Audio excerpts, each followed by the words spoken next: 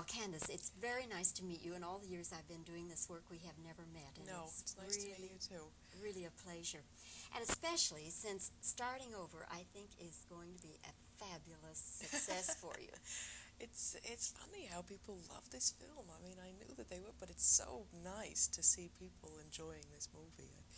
I love the film. I'm a big fan of starting over. It's a different image for you, though, isn't it? Certainly is. Yes, well, it was more of a character part for me, but really fun in that. I mean, I really got to, build a character of someone else and look a little different and certainly behave a little different. It was great fun for me and wonderful working with who I worked with. I had a fine time. I guess the best time I ever had working. Candice, did they come to you and say, we have this role, or did you hear about it and think, boy, I'd love to do that?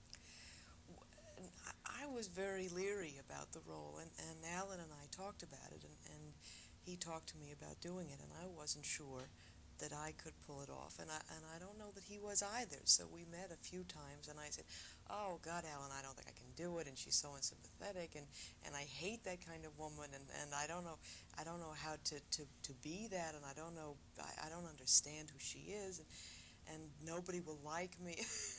And I went through a lot of pathetic deliberation about it, and then finally just decided that it was time that I worked with a director that I wanted to work with, and I wanted to work with Bergen. I loved the script, and I loved Jill's work. It just, the elements were too good across the board for me to bow out because of fear, and it was very scary for me, this part. It was a big leap for me,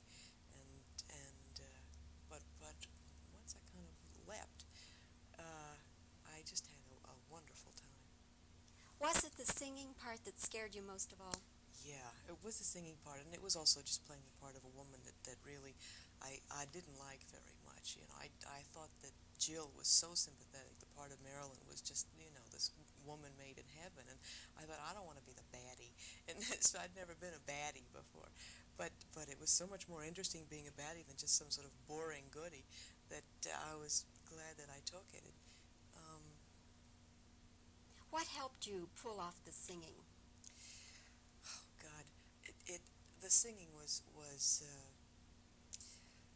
I really do sing like that is the thing. That was not acting. The only acting in that singing was to really play the reality of the singing and to be able to be brave enough to do it that big, that crazily, and that badly. So I really had to, I worked with, you may not believe this, but I worked with a singing coach on those songs because I'd never sung before. I can't sing. I did sing worse than I sing normally, but I am an awful singer. But to sing that loud, that awfully, takes a lot of nerve. And so I worked with a singing coach for, several times till I could get comfortable enough to really play around with the song and to really get comfortable enough to play the comedy of it, and then just to get to a point where I could screech like that and be a maniac. Candice, is Burt Reynolds the kind of person that you would ever want to marry or have a relationship with? Well, he's a wonderful man, and I hadn't actually thought about marrying Burt Reynolds, but he's a very special man, very smart, and a wonderful actor to work with. His sense of comedy is just right on the nose, and he just is the most generous actor, and a really intelligent, interesting man to be with. Wonderful to the crew and generous with his actors, and very helpful, on the overall sense of a film. Knows about writing, he really is also a very talented director. He's I think, just beginning to burst out and do everything. He's certainly an unusual man. How is he different from the image that most people have of him, from the wisecracking sort of guy he plays so often on the screen?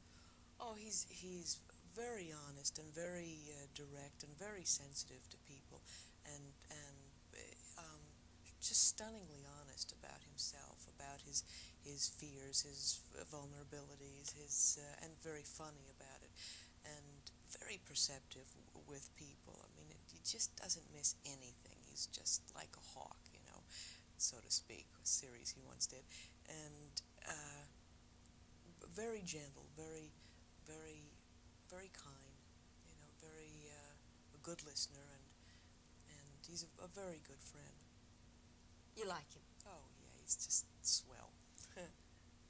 Candice, you recently gave an interview to Vogue magazine, and in that interview, you said that things that scare you are the things that you feel, I'm paraphrasing you, but things that scare you, you feel a compulsion to do. Now, you also indicated that perhaps that's the reason you haven't married. Is that a fair analysis of what I read? I don't know. I suppose so. I haven't actually felt ready yet to get married, just because I think when I did it, I would really make that a commitment, I'm not yet ready to cut back on. I like my life a lot, is the trouble, and I'm just not ready to walk away from it yet. But I think it is a very important commitment, and I not one that I take lightly at all. I mean, I just also I've been in relationships that were like marriages. They weren't formalized, and I think it's important. I just it's something that I believe in, and that I don't think should be done casually. You, in that same story, you said that you have a certain anxiety about having children, and it never was stop giving these interviews. it never was explained what the anxiety was. Was it for yourself? Was it an anxiety about maybe the child wouldn't be healthy, or the world we live in and bringing children into it? What was the anxiety? I'm edgy about the times. I'm a little edgy about the times, and I don't know that this kind of raising children with your left hand is bearing out very good kids. The children that I know of people who have them and have full-time careers, I don't find them very happy children, and I think that requires again a very sound and total commitment, and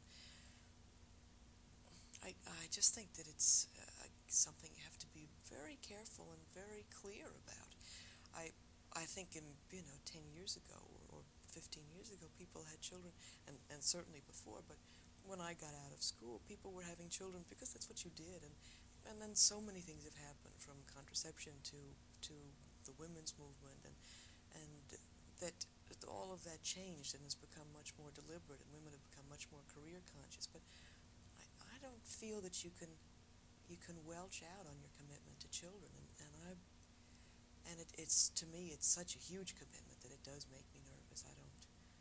I wouldn't want to make it unless I were sure I could follow through on it, but I don't hold with having a full. I don't think you can have it all that way, and I think that the kids get shortchanged in a sense. I mean, I believe in women and men working, and I believe in sharing household duties and the raising of children, but I think that there are too many people who try to have it all, and who think, oh well, I want my career, but I don't want to miss the experience of having a child. And I don't know that you can get too greedy.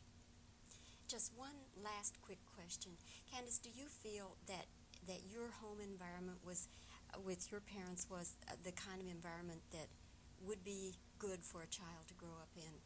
Oh yeah, I had a very, very healthy, very solid environment. My parents really were sticklers for values, and it drove me crazy at the time because everyone around me was racing around in Jaguars and wearing jewelry, and if I was lucky, I could borrow the station wagon.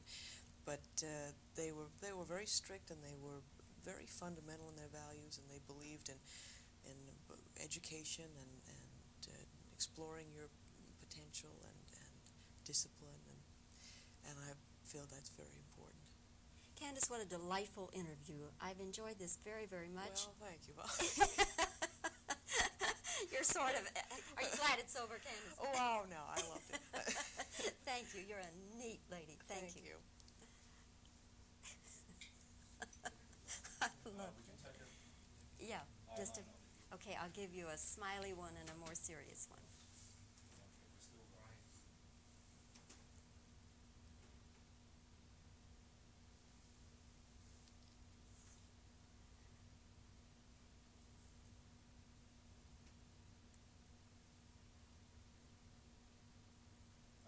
Well, you get the Oscar for cutaways, Bobbie. I want you to know. Oh,